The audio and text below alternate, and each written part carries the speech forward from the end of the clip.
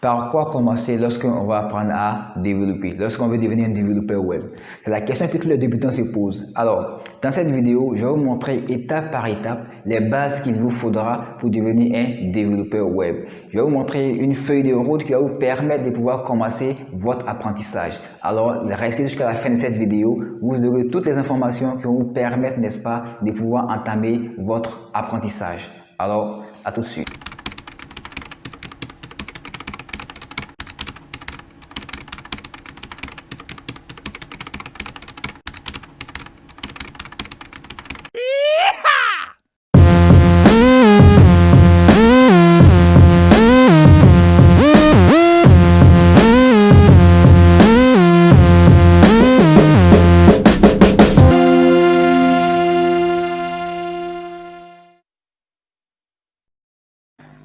Alors, dans ce tutoriel, on va voir la feuille de route qui va vous permettre, n'est-ce pas, qui va vous permettre d'avoir les bases qu'il vous faut pour débuter en développement web. Ok?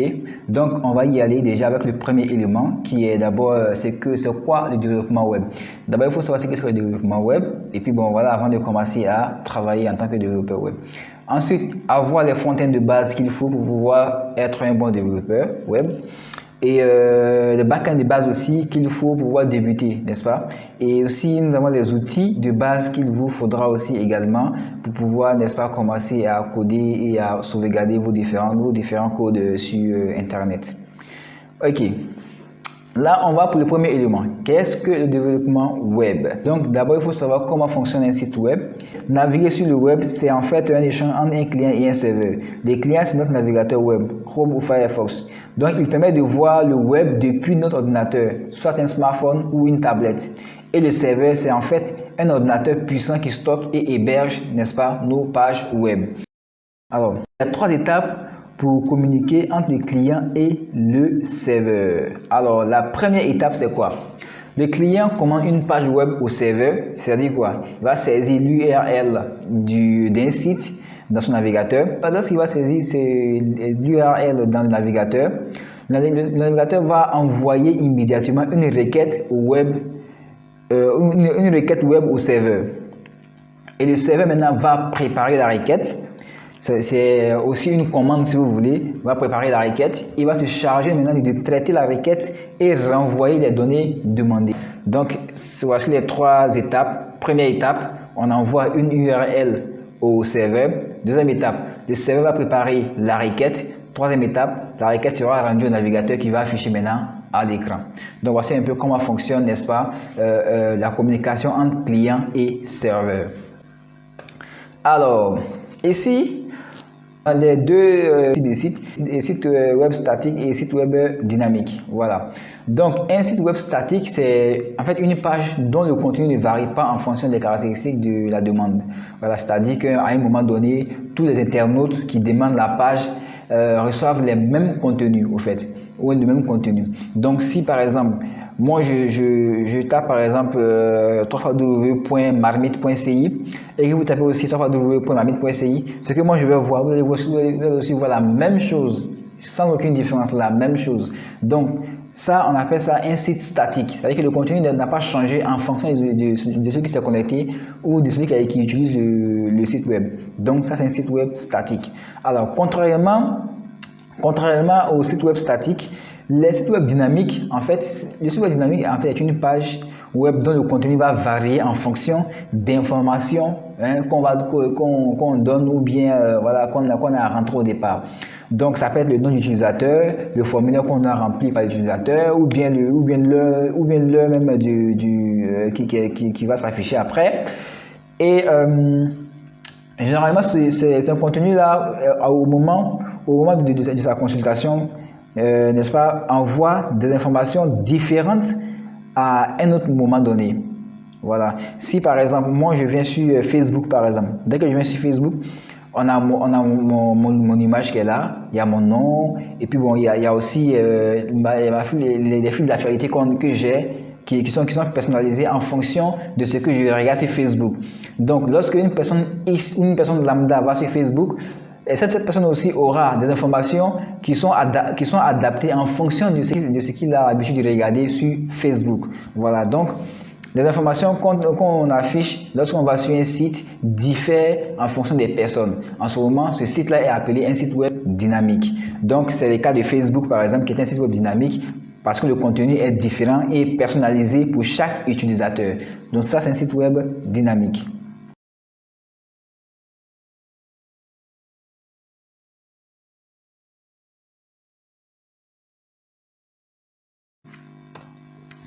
Alors, on va parler du front-end et du back-end. Alors, le front-end, c'est quoi? Le front-end est la partie du code qui est reçue par le client.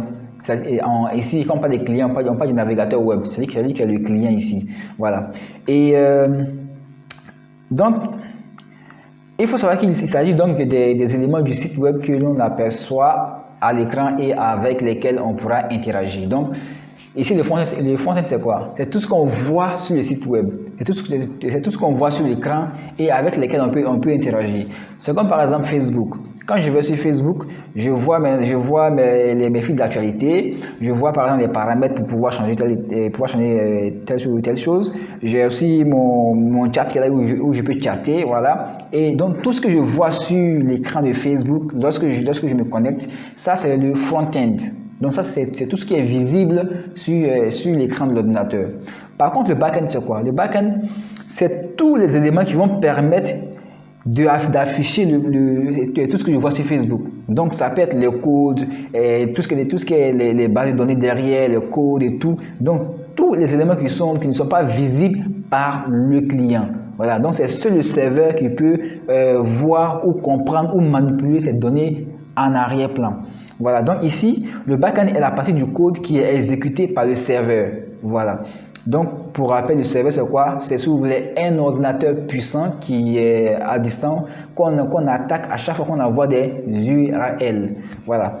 Donc, il s'agit du travail qu'il réalise sur les pages web des sites dynamiques avant de les envoyer aux clients. Donc, le back-end, généralement, on parle de back-end généralement dans les cas des sites web dynamiques. Pourquoi? Parce que si par exemple, je vais par exemple écrire dans un formulaire mon nom, mon prénom et puis envoyer. Donc le fait d'envoyer ces informations, c'est le back-end qui va se charger maintenant d'exécuter le code qui va nous permettre d'envoyer ces informations dans la base de données. Donc là, c'est la partie du code que nous, on ne voit pas. Nous, on voit le formulaire et ce qu'on a saisi. Mais ce qui permet d'envoyer les informations dans la base de données, nous, on ne voit pas ça. Ça, c'est le back-end. Voilà. Donc, le travail du serveur doit être codé dans un langage qui comprend, autrement dit, un langage serveur. Alors, les informations qu'on va mettre par exemple dans un formulaire pour envoyer, donc pour que le serveur puisse comprendre que ces informations-là, ils doivent manipuler, ils doivent envoyer ça dans une base de données ou ils doivent récupérer ou envoyer ou préparer et tout. On doit pouvoir coder, n'est-ce pas, dans un langage que le serveur comprend. Et généralement, ce sont des langages qu'on appelle, par exemple, langage de programmation, Python, Java, PHP et autres. Voilà. Donc, voici pour le back-end et le front-end. Donc, en résumé, le front-end, comme vous entendez, front, c'est ce que vous voyez à l'écran. Le back-end, comme on entend back, c'est ce qui est derrière, que vous ne voyez pas, mais que seul le serveur peut manipuler et voir. Bien. Alors, ici, on va parler maintenant du front-end de base. Alors, quels sont les front-end de base que vous devrez connaître? Voilà. Donc, pour avoir un front-end, n'est-ce pas, il y a des langages qu'il faut utiliser pour pouvoir coder, n'est-ce pas, un front-end. Donc, en l'occurrence, on a HTML, le CSS et le JavaScript.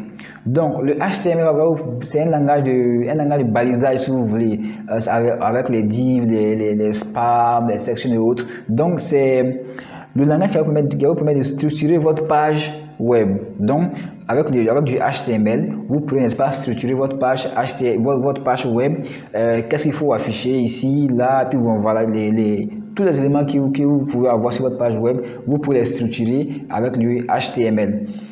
Par contre, le CSS, Le CSS va venir maintenant embellir la page web que vous avez déjà conçue avec du HTML. Donc avec du CSS, on va agrémenter un peu, on va changer des couleurs, on va essayer maintenant de placer ça carrément à gauche ou bien à l'extrême droite. En tout cas, avec du CSS, on va essayer maintenant d'agrémenter, de rendre maintenant notre HTML, notre page HTML plus jolie, plus agréable et puis bon, un peu plus esthétique. Voilà. Donc, lorsque le HTML accompagne le CSS, souvent on ajoute un autre élément encore qui va nous permettre de pouvoir avoir une interaction avec, n'est-ce pas, notre page. Donc, c'est ce qu'on appelle du JavaScript. Alors, le JavaScript va nous permettre maintenant d'avoir une interaction entre l'utilisateur et son interface. Ok? Donc, concrètement, comment ça se passe? Lorsque on va utiliser du JavaScript, qu'est-ce qui va se passer? Si par exemple sur la page web, je veux lorsqu'on clique sur un bouton, une boule doit sortir en roulette et s'afficher à l'extrême gauche. Je prends du JavaScript et je vais prendre du JavaScript maintenant et faire ces éléments avec du JavaScript. Ou encore si dans mon formulaire, je veux faire un formulaire et lorsque par exemple je rends des données qui ne sont pas compatibles avec ce que je devrais mettre, comme affiche une erreur. Alors, donc, on peut faire ça aussi, on fait avec du JavaScript directement, n'est-ce pas, au front-end. Si par exemple, je veux mettre mon email, on sait que l'email déjà, c'est par exemple pour Gmail, on va mettre par exemple marmite@gmail.com. Alors, si je veux dire mon formulaire par exemple, si dans mon email, tu ne vois pas arrobase, alors ce n'est pas un email. Alors, je vais utiliser du JavaScript pour dire, lorsque on va saisir un email, et puis il n'y a pas arrobase dans l'email, alors dit ceci n'est pas le bon email, change. Donc avec du JavaScript, lorsqu'un client vient taper marmite@gmail.com, ça ne marchera pas. Mon JavaScript va n'est-ce pas, dire à l'utilisateur, il faut mettre arrobase. Donc avec du JavaScript, on peut avoir des informations au front-end sans pour autant aller dans le back-end. Donc le JavaScript va nous permettre maintenant de pouvoir interagir avec l'interface. Ok? Donc en résumé, le HTML va structurer notre page web, le CSS va agrémenter, apporter, n'est-ce pas, un plus, une vue agréable à notre page HTML, et le JavaScript va nous permettre maintenant de pouvoir interagir avec la page web. Maintenant, on va voir maintenant les backends de base. Les backends de base, il y a d'abord le langage de programmation qu'on va voir. Donc, les langages de programmation, il y en a plusieurs. Donc, ici, on a Python. Python est un langage de programmation particulièrement, que moi j'affectionne particulièrement parce que c'est assez facile à apprendre et on fait beaucoup de choses avec ce langage. Et il est généralement accompagné de son framework appelé Django. Voilà. Et on a aussi, avec le Python accompagné de Django, c'est pour faire des applications web ou applications web progressives, en tout cas, ou des API si vous voulez. Voilà. Et on a aussi du PHP, qui est aussi un langage facile à apprendre et aussi qui est aussi super intéressant. Voilà. Donc, qui est aussi accompagné de son framework Laravel. Il y a aussi un framework qu'on appelle Symfony. Donc, avec Laravel, vous pouvez faire aussi une application web. Voilà, si vous voulez aller plus loin. Donc ici, on a aussi Java. Java aussi est un langage, mais bon, qui pour moi est un peu plus difficile à apprendre par rapport à Python et PHP. Voilà, donc il y a Java aussi qui accompagne son framework qui est Spring Boot, qui aussi peut vous permettre de faire des applications web. Donc en gros ici, les langages que je vous propose là, c'est Python, PHP et Java. Ok, donc après le langage de programmation, on a aussi les bases de données. Donc, pour les bases de données, on a deux éléments. Voilà, j'ai pris deux éléments parce qu'il y a aussi d'autres éléments. On a du NoSQL, on a, n'est-ce pas, Oracle, et on a SQLite et autres. Voilà, maintenant je prends les deux éléments phares que j'utilise personnellement. Voilà, donc il y a le MySQL qui est là. MySQL généralement est beaucoup utilisé parce qu'il est gratuit et puis il est facile à apprendre, il est facile à travailler avec, tout comme Postgres. Donc c'est à vous de faire votre choix. Donc déjà là, je vous conseille d'utiliser Python et comme langage de programmation ou MySQL comme base de données. Voilà pour vos débuts. Alors, les outils de base que vous devrez avoir. Donc, comme éditeur de code, on a Visual Studio Code. Ça, vous connaissez sûrement, c'est l'éditeur par excellence. Moi, c'est mon favori. C'est avec ça que je code tout le temps. Donc, on a Visual Studio Code et après, on a Notepad++. Donc, Visual Studio Code est plus agréable parce qu'il y a des extensions qu'on peut installer qui va vous faciliter le code. L'interface est vraiment agréable. Il y a aussi une ligne de commande qui est aussi intégrée à Visual Studio Code qui est vraiment intéressant. Et aussi, on peut coder sur Visual Studio Code avec plusieurs langages, pratiquement tous les langages, hein, JavaScript, React.js, React Native, Python, en tout cas, Java, tout ce que vous voulez, voilà. Ici, on parle d'hébergeur de projet, voilà. Donc ici, hébergeur de projet ou hébergeur de code. Donc vous connaissez sûrement GitHub ou GitLab. GitHub, c'est, n'est-ce pas, c'est un hébergeur de projet ou de code. Voilà. Donc lorsque vous commencez à coder, par exemple aujourd'hui vous avez codé jusqu'à voilà, et vous ne voulez pas perdre vos données si par exemple votre machine a pris un coup. Alors avec le contrôleur de version qui est Git, vous allez envoyer, vous allez déposer, vous allez faire un dépôt sur GitHub avec le contrôleur de version qu'on appelle Git. Donc avec Git, vous faites un dépôt sur GitHub qui va conserver votre projet. En ce moment, même si vous perdez votre machine ou que vous avez votre machine a pris un coup, vous pourrez vous rendre après sur l'hébergeur sur GitHub et cloner votre projet. Puis bon, voilà, vous pouvez continuer à travailler. Donc Git va vous permettre de faire des dépôts sur GitHub et au fur et à mesure contrôler les version bêta, version alpha et autres. Voilà. Donc GitHub est l'hébergeur du projet et Git est le contrôleur de version qui vous permet de faire des dépôts sur Git. Bon, c'est aussi la même chose pour GitLab. Voilà, c'est à peu près la même chose. Ici, bien, on a vraiment parlé de beaucoup de choses, langage de programmation, base de données, voilà, tout.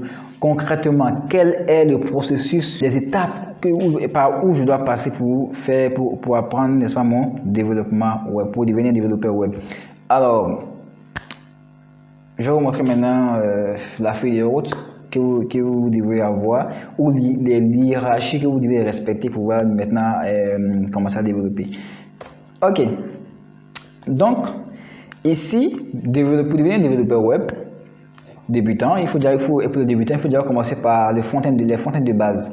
Donc, à savoir HTML, CSS, JavaScript.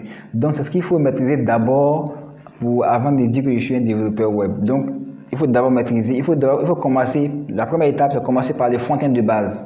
Donc, vous commencez par les front-end de base. Dans les front-end de base, vous devez faire trois choses: HTML, CSS et JavaScript. Si vous maîtrisez ces trois éléments dans les front-end de base, c'est déjà bon. En ce moment, vous basculez maintenant dans les back-end de base. Dans les back-end de base, il y a deux éléments. Mais je préfère commencer déjà par le premier élément qui est le langage de programmation. Donc, vous choisissez un langage qui vous plaît, que vous aimez beaucoup. Moi, je vous conseille de prendre Python. Donc, vous commencez par Python. Vous apprenez. Et lorsque c'est bon, vous basculez maintenant sur le deuxième élément du back-end qui est la base de données.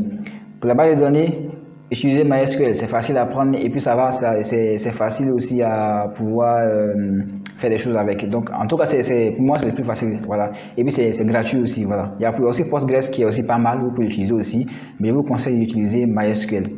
Voilà. Donc après les front-end, vous allez faire les back-end.